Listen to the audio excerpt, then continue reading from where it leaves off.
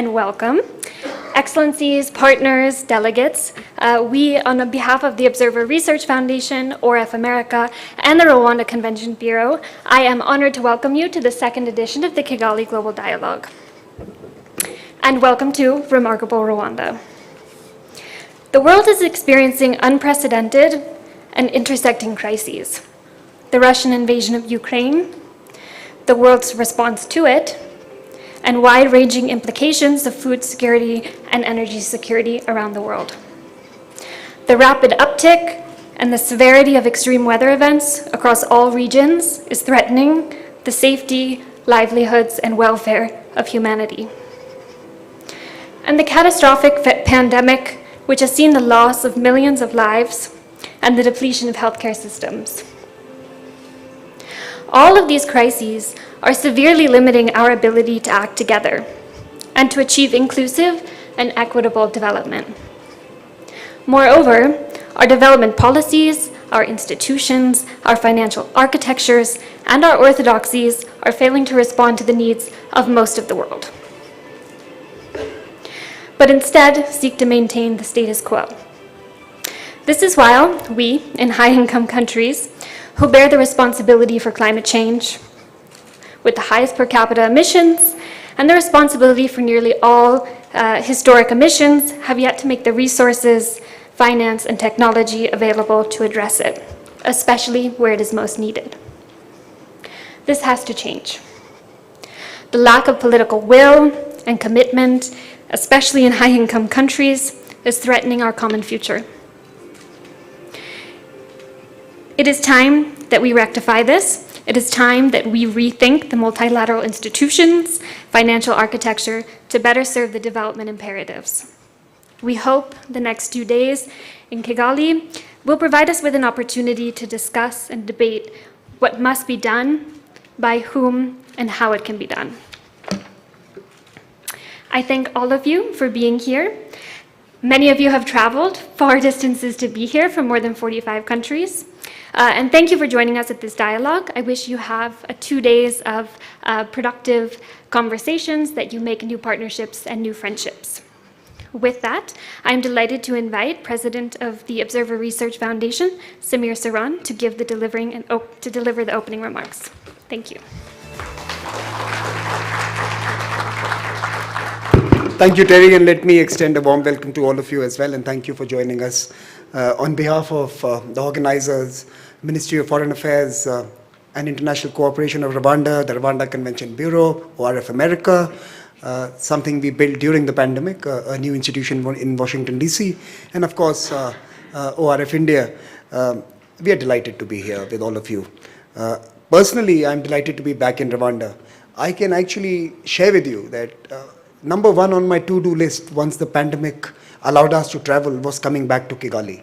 I am so fond of this place. I have traveled here often in the past few years, and not being able to come back for the last 2.5 years was something that was a big void in my life, and I am so happy that I'm back in this city that I love so much.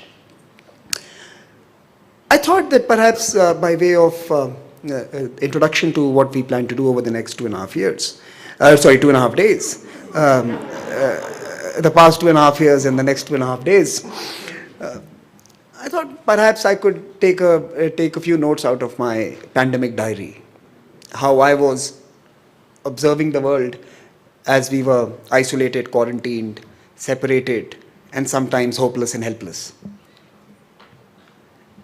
I thought there were 3 emotions that I experienced.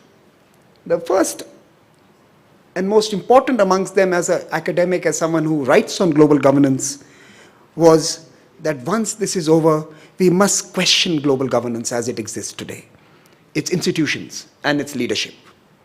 When the pandemic hit us, and if we are really honest, all of us in this room, we were left to our own devices.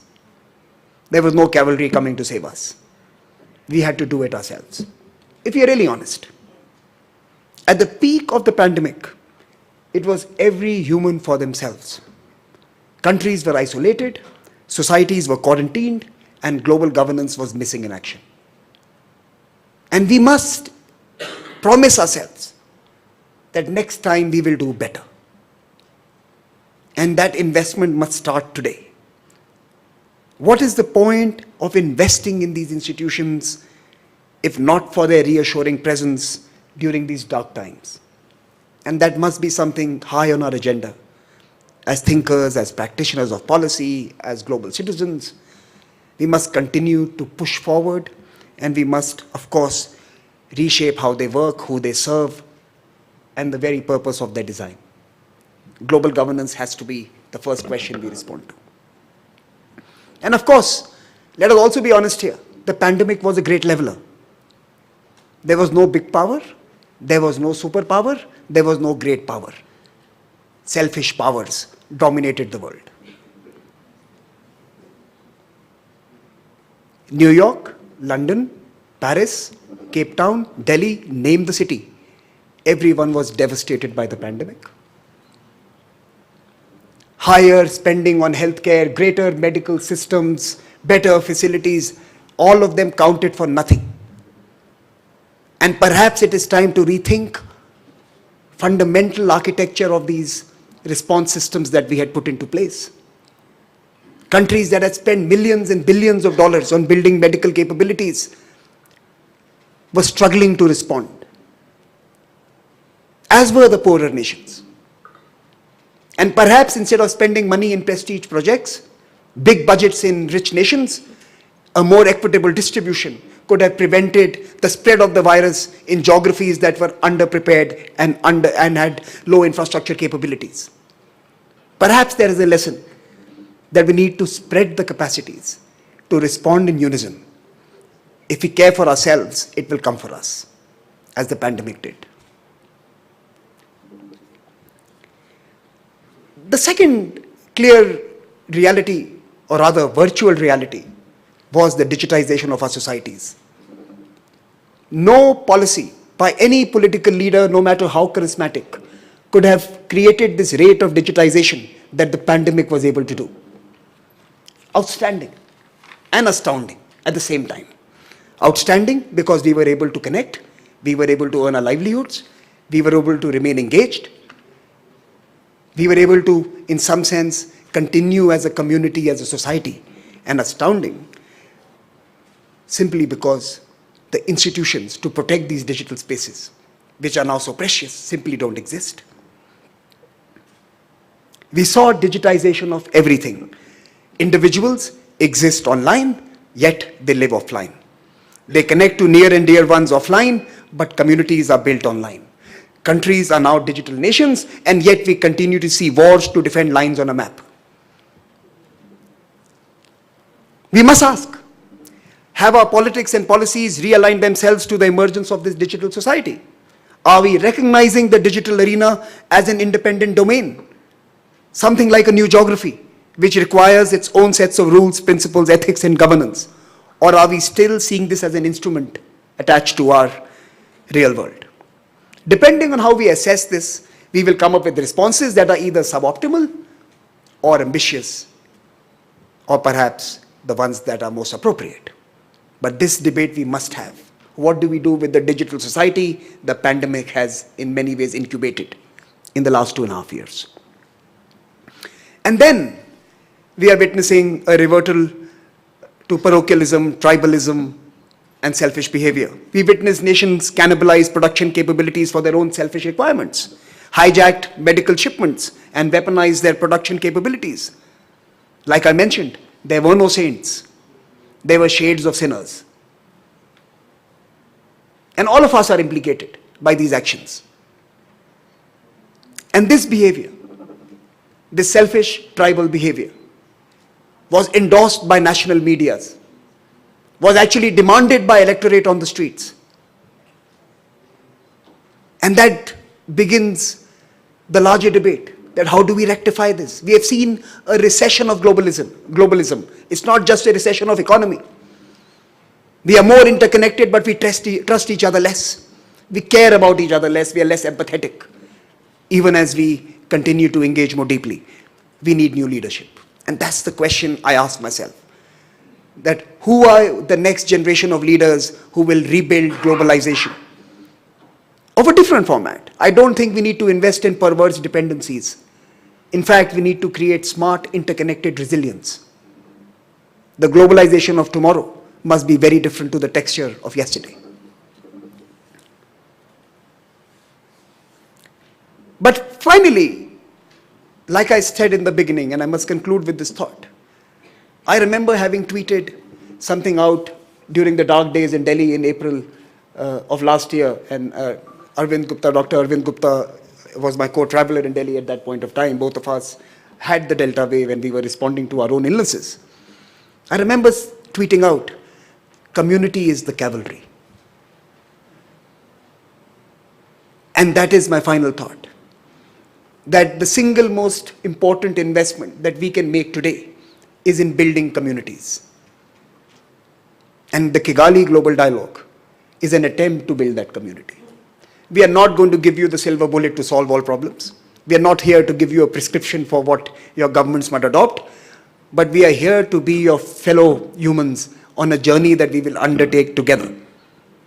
May you all enjoy the ride over the next 2.5 days, and may we all discover important lessons on the way. Thank you for joining us at this dialogue, and I'm turning it back to Terri to take the evening forward. Thank you very much.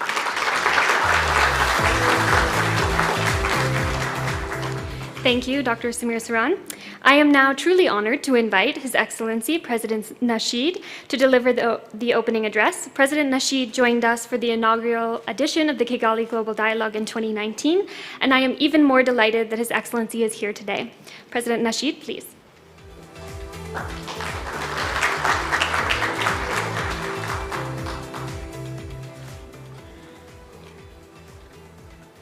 I'm not going to read this, don't worry.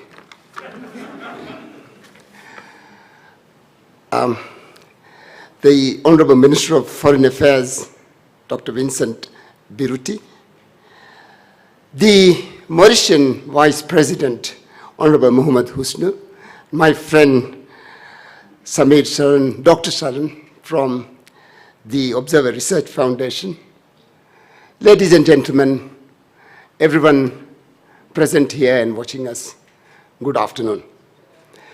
It, of course, is a great pleasure to be here.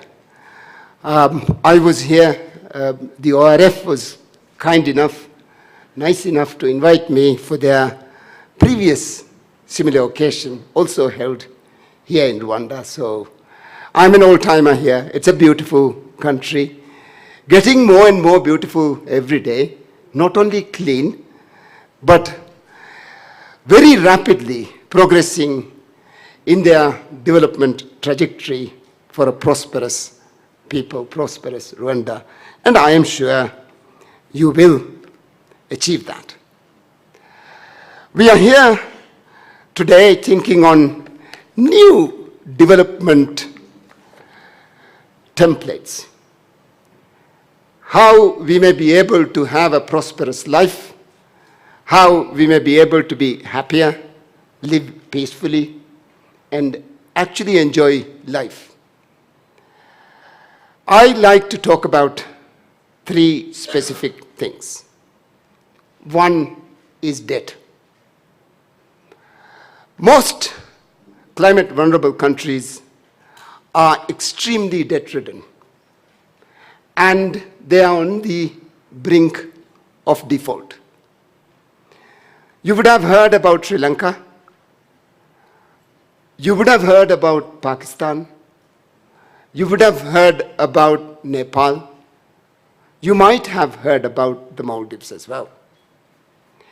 We are very anxious, very worried that the first victim of climate change is actually default.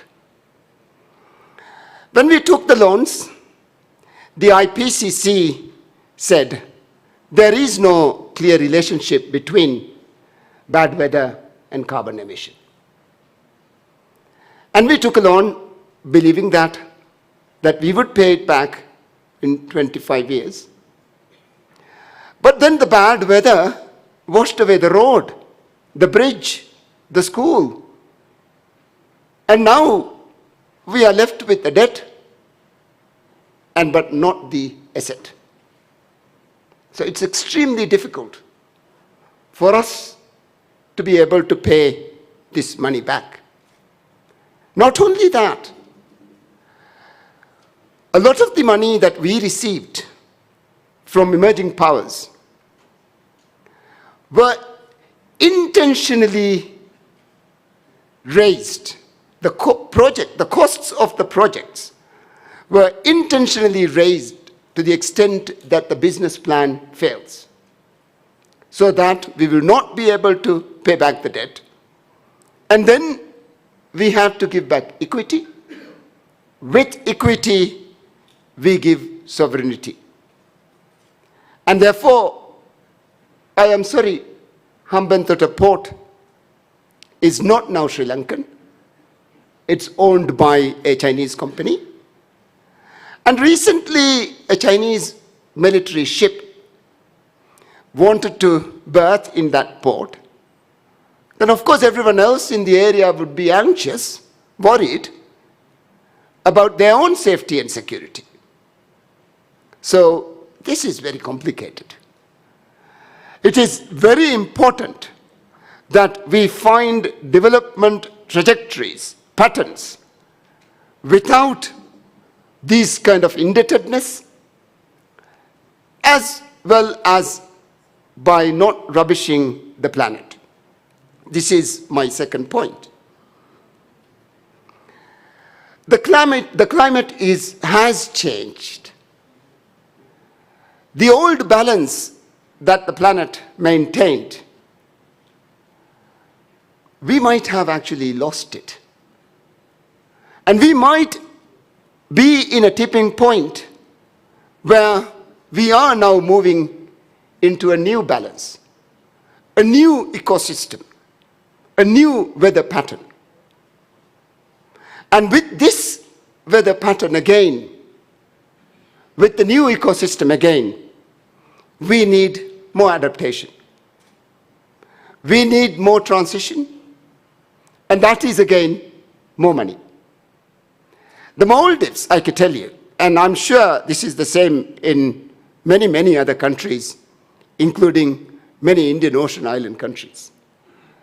We spend more than 25% of our budget on debt repayment and another 30% on adaptation. So there is actually no money left after paying the civil servants, looking after maintenance, fuel and medicine. We have no money left, and therefore we cannot actually move out from our own difficulties and find a prosperous life. How we adapt is very important.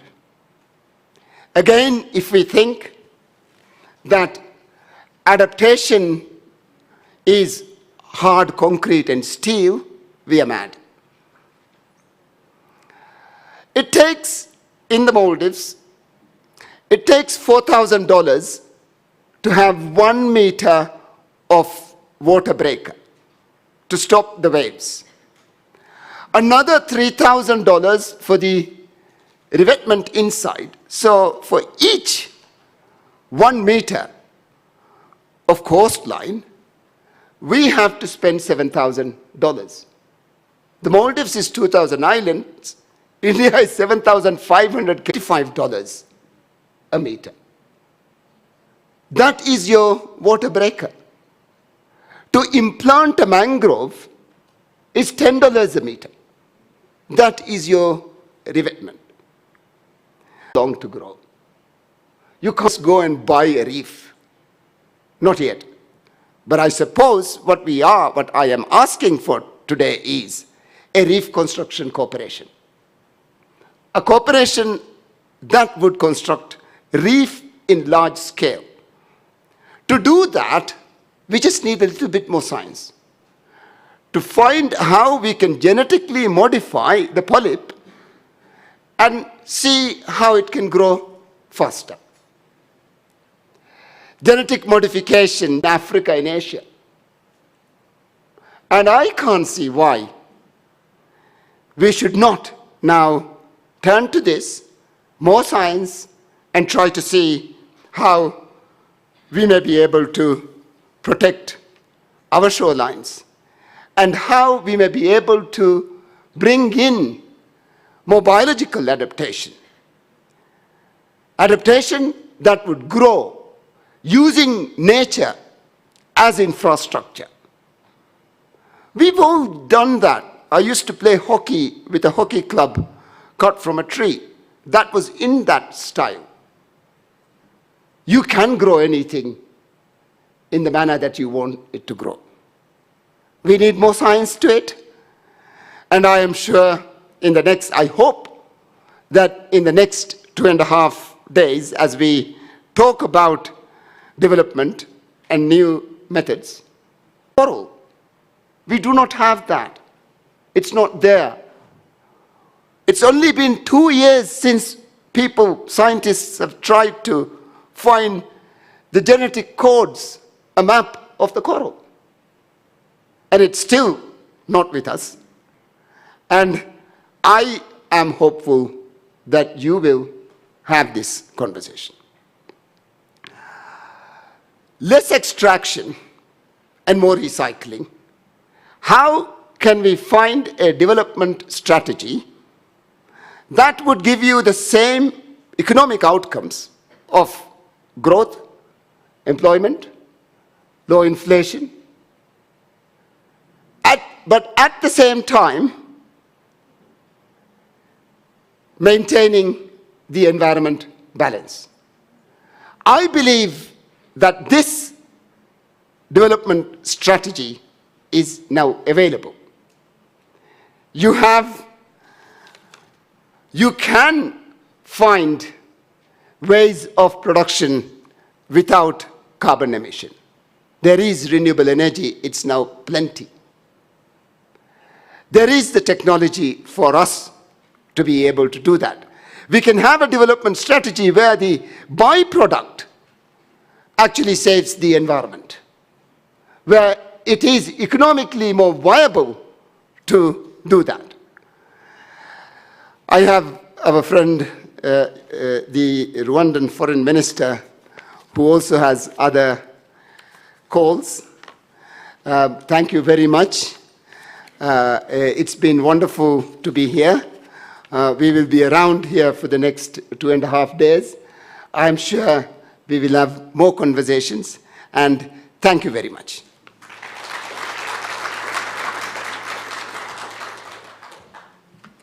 Thank you, Excellency President Nasheed. We are honored to have you here. And now I am honored to invite the Honorable Foreign Minister of Rwanda, Minister Vincent Biruta, to deliver the inaugural address. Welcome.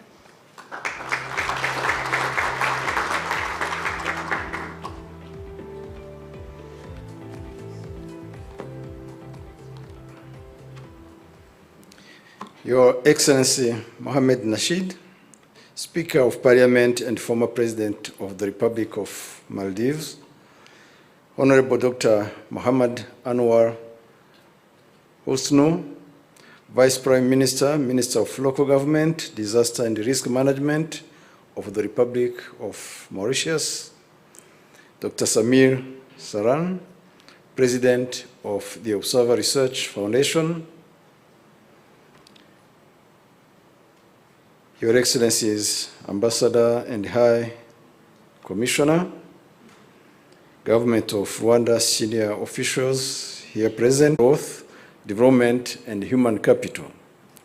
We are indeed delighted to host this very important dialogue in Kigali. I wish to take this opportunity to thank the Observer Research Foundation, the ORF America, and Rwanda Convention Bureau for their efforts in organizing this 3-day conference. I am sure that this will be a great occasion to reflect on the critical sustainable development challenges facing our countries today and discuss various opportunities that can be exploited to ensure inclusive economic recovery.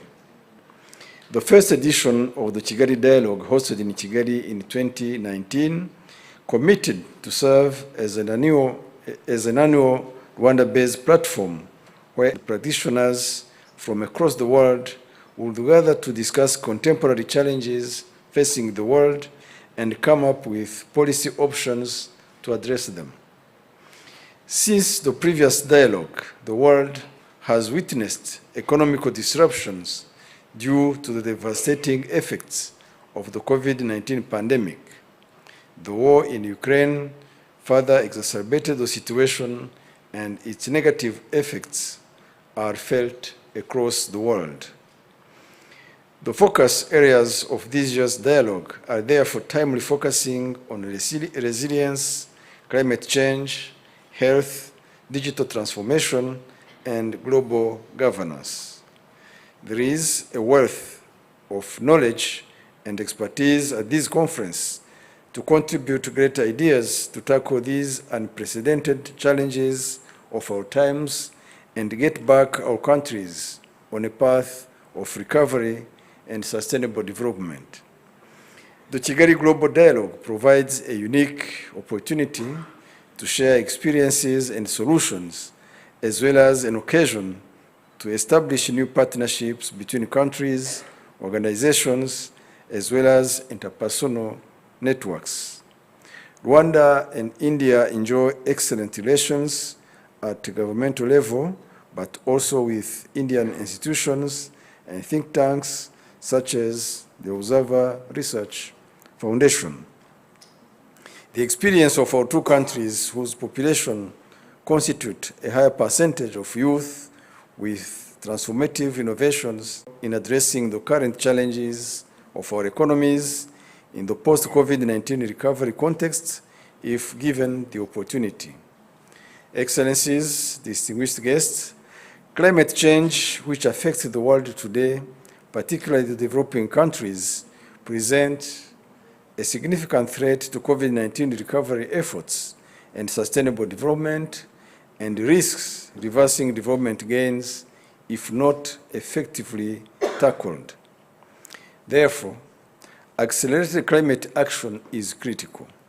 In this regard, it is important that our countries fast-track the implementation of policies and strategies that will enable, by ensuring that sustainable solutions are part of our pandemic recovery plans, we can accelerate the transition to clean power. But this transition is fair and equitable. It should align with our development priorities and aspirations to ensure that no one is left behind. Rwanda has set up a plan with a target of 60%.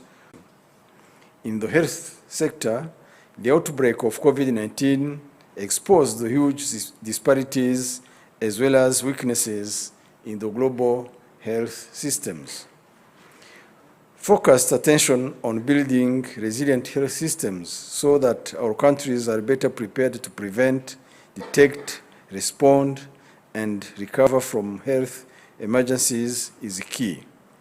In this regard, Rwanda this year embarked on the construction of a vaccine manufacturing plant in Kigali in partnership with BioNTech. The facility will be instrumental in strengthening our health system and prevent eventual diseases, not only in Rwanda, but on the entire African continent as well. In the framework of the African Union, African countries are working towards strengthening health capabilities. I'm happy to inform you that Rwanda was recently chosen by the African Union member states to host the African Medicines Agency. We look forward to operationalizing this important regulatory body, which will go a long way to support the development of the pharmaceutical industry on our continent. On the economic front, our recovery in the post-COVID period will rely on increased trade and investments among countries. Leveraging opportunities created by the Africa Continental Free Trade Area to promote investments on the African continent will be central. Excellencies, distinguished guests, in conclusion, for organizing this important dialogue and for creating a meaningful platform of engagement, I look forward to insightful discussions during the course of the next 2.5 days. I wish you a fruitful engagement and thank you for your kind attention.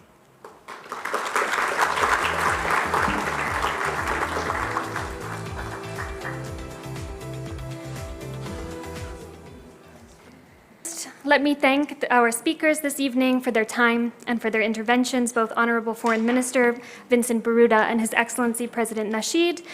They have articulated several important issues that we plan to take forward in our discussions in the coming days. Even as the proverbial West stumbles, a new cohort of countries are emerging as global leaders. Rwanda, the Maldives, and India are finding and implementing solutions to development challenges, not just at home, but for the world. We need more such leadership, and the Global South must grip the new development pathways for the 21st century. Both of our speakers emphasized the need for dialogue, and the conversation needs to be multi-stakeholder in character. The Kigali Global Dialogue serves as a platform for international engagement, for sharing experiences, sharing solutions. The second edition of the Kigali Global Dialogue brings together delegates for almost 50 countries. We are here to deliberate, to discuss, and to define new development pathways and to forge the partnerships needed to take them forward. I look forward to engaging with all of you over the next 2.5 days. I look forward to hearing your views, your insights, your questions, and your ideas on the issues determining our collective future. I would like to thank the Rwanda Convention Bureau and the Ministry of Foreign Affairs and International Cooperation for their unwavering support. Honorable Foreign Minister Biruta, Excellency President Nasheed, thank you so much for being here. Thank you and welcome to everyone.